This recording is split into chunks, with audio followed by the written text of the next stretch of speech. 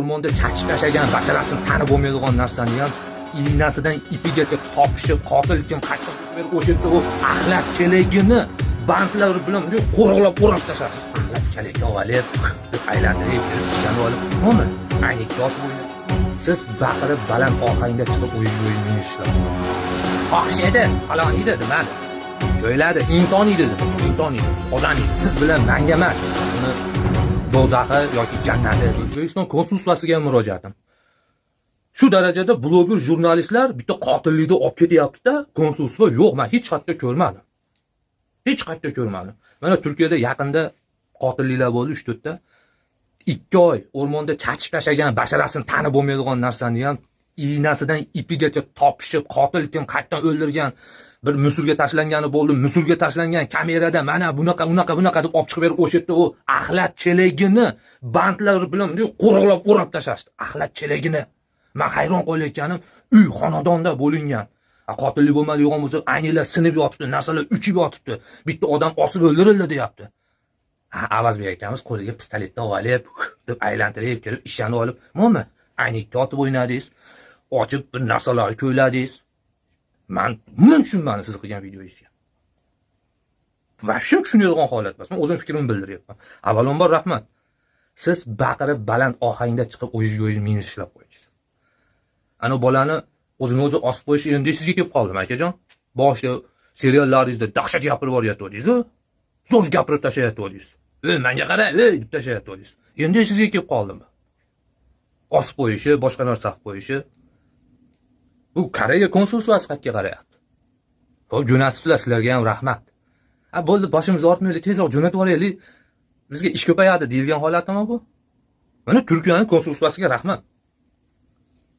Fohish edi, falon edi demadi. Joyladi, inson edi dedi. Inson edi dedi, odam edi dedi. Bu degani men ular tarafini olish emas. Lekin nima qilsa ham u inson. Siz bilan menga emas, uni do'zaxi yoki jannati deyish. U qaysi yo'l bilan kirgan, nima bo'lgan, erkak kishi chiqib qo'yib bu yomon yo'lga kirib ketganmi, yo o'zi tug'ma shunaqa bo'lganmi, uni muhokama qilish siz bilan menga emas. Allohga. Sizlar vaqtim endi u qolib ketib boshqa narsalar muhokama qilib tashyapsiz. Avazbek aka, sizni qiynalganingiz, xalqqa nima qizig'i bor? Siz ana u karis tilidan dars berganingiz nima qizig'i bor? Biz uni so'ramayapmiz sizdan. Yo xalq sizdan uni so'ramayapti. Sizning nechta xotiningiz bor? Nechtasiga otali, nechtasiga ismingizni bergansiz? U va shunday interesni xalq uchun. Xalq uchun siz olib chiqqan narsani qotili bo'lsa, qotilini ko'rsatib so'ralayotgan joyi.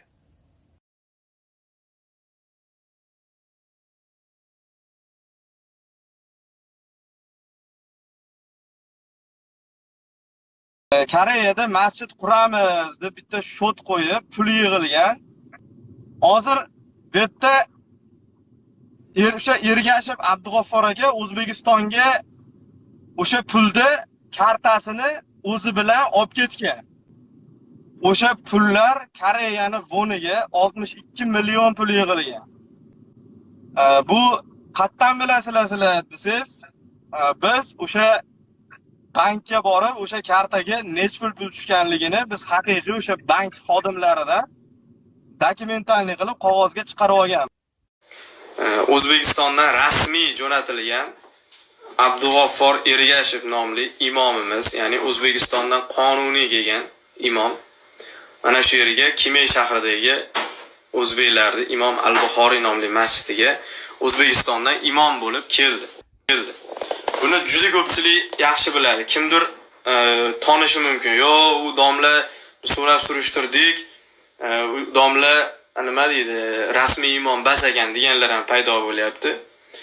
Og'zaki kommentda gapirmasdan oldin surishtiringlar. Assalomu alaykum va rahmatulloh. O'zbekiston musulmonlari idorasining Ko'l markaziga xush kelibsiz. Sizning pozitsiyangiz navbatda. 2. Iltimos, operatorning javobini kutib turing. Assalomu alaykum. Sizga Janubiy Koreya davlatidan aloqaga chiqyapman. Ismim Samat Ahmedov. Hozir men kim bilan aloqa qilyapman? Siz ism sharifingiz kim? Muzaffar Kamolovman. Ovozingiz uzilib kelyapti. Muzaffar Kamolov, iltimos sizga shunday savolim bor. 2019 va 2020 yillarda Janubiy Koreya davlatiga O'zbekiston musulmonlar diniy idorasidan rasmiy imom yuborilganmi? O'zbekiston musulmonlar idorasidan yo'q, yuborilmagan. Nimaga?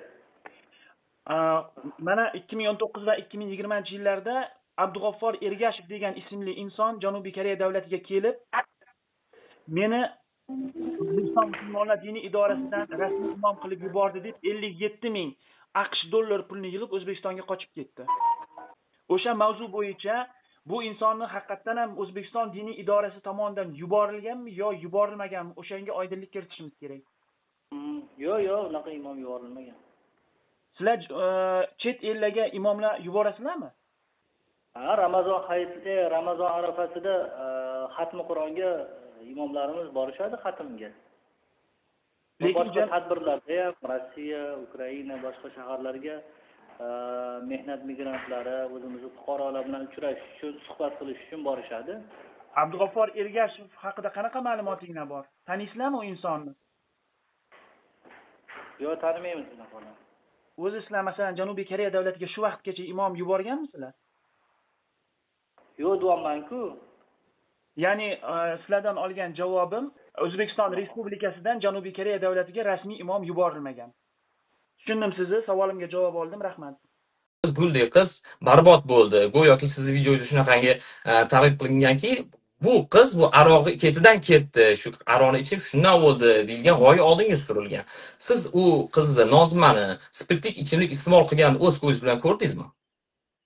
Siz boshdan bering savolingizni. Savolimni yana bir marta qaytaraman. Ijtimoiy tarmoqlarda, ya'ni o'zingizning profilingizda siz butilkani shunda qo'lingizni butilkani ushlab turib, ya'ni aroq shishasini ushlab turib, mana shu aroq orqasidan butun bir boshli qizni hayoti parcham bo'ldi deb, ana o'sha qotillik bo'lgan uyda kelib otdingiz. Go'yoki bu video bilan siz aytmoqchisizki, mana shu aroq orqasidan ketdi deb. Savolim shundan iboratki, siz marhuma Nozimani spirtli ichimlik iste'mol qilganini o'z ko'zingiz bilan ko'rdingizmi? Siz savolingiz noto'g'ri ketyapti. Men savolingizni siz savolni aylantirib beryapsiz-da. Men o'sha yerda gapimga javob beraman. Spirtli ichimlik sabab, bu ham bitta sabab. Sabab demak ichimlik tushundik. Xo'p, lekin siz o'zingizni ko'zingiz bilan ko'rganmisiz spirtli ichimlik ichganligiga?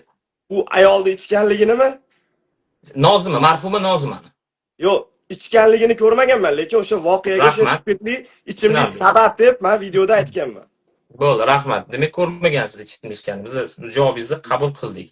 Xo'p, endi keyingi savolga o'tamiz.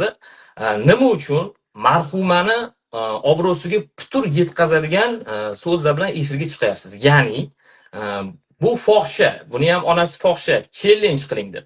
Nima uchun siz marhumaga nisbatan bunaqa obro'sizlantirishga qaratilgan videolarni qo'yasiz? Ya'ni shu fohisha bu, challenge qiling deb. Nima, siz ayollarga qanaqadir bir shaxsiy adovatingiz bormi yoki Nozimaga?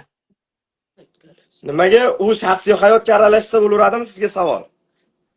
Hech kimning shaxsiy hayotga aralashishga hech kimning haqqi yo'q. Bu haqida hozir siz haqingizda gap ketyapti. Ya'ni siz bu fohisha challenge qilinglar deb butun hammaga targ'ib qilyapsiz. Siz Nozimaga shaxsiy adovatingiz bormi yoki uni fohishaligini bilasizmi yoki ayollarga shaxsiy adovatingiz bormi? Savol shundan iborat. Siz qisqa savollarga sizchi savollaringiz bor-ku, ketyapti-da. Javoblar 3-4 joyga aloqador-da, tushunyapsizmi? Demak, sizga yana ham qisqaroq savol berga. Tushundim. Savolingizni siz menga. Sizga tushuntirib, mana sizga savol. Bu savolingizga javob berish uchun siz o'zi Nuripang nimaligini bilib oling. Nima degan Nuripang degan? Yo'q, bu Nuripangni nima aloqasi bor bu yerda hozir? Nuripang desa nima bo'ladi odam? Siz Amerikada turib olib, Koreyani savolini tushunmaysizda siz. Nuripang nimasini tushunmayman? Nuripang degani aroq ichib, karislarga aroq quyib beradi. Sizga oldin tushuning siz. Karis ashula aytadigan karaoke bo'ladi-ku. Xo'p, karaoke, xo'p. O'sha yerda o'tirib, karislarga aroq quyib berib, karislarga aroq quyib berib, o'sha u yerini ushlatib o'tiradigan joy. Demak, men tushunishim bo'yicha yerda karaoke ham endi spirtli ichimliklar bo'ladi va o'sha yerda hamma emas, endi ayrimlar kelib shu tanasini, ya'ni ayollar tanasini ushlattirib o'tiradi. Siz shunaqa demoqchisiz, men to'g'ri tushundimmi? Nuripang degani shunaqa joy. Nuripang deganmi? Nuripang. Norepanka, shu Norepanka rahbar oldingizda o'tiribdi, Farida opa. O'sha qizlarni ishlataman deb efirda aytgan. Man No'ribangda mani ishxona, O'ziga savol beryapsiz. siz menga savol beryapsiz.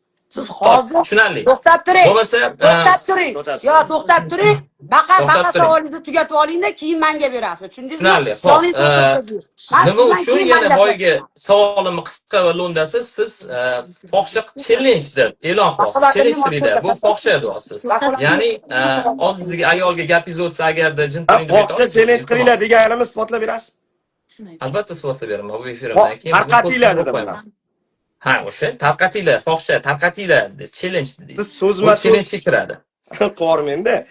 Yo, aka qarang. Nima demoqchi bo'lganimiz siz javob turibsiz. Shaxsiy hayotimga aralashdimi?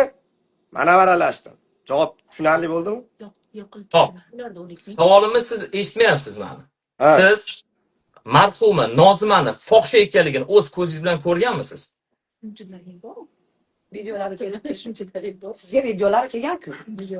Men birovni taydayotganini ko'rmagan.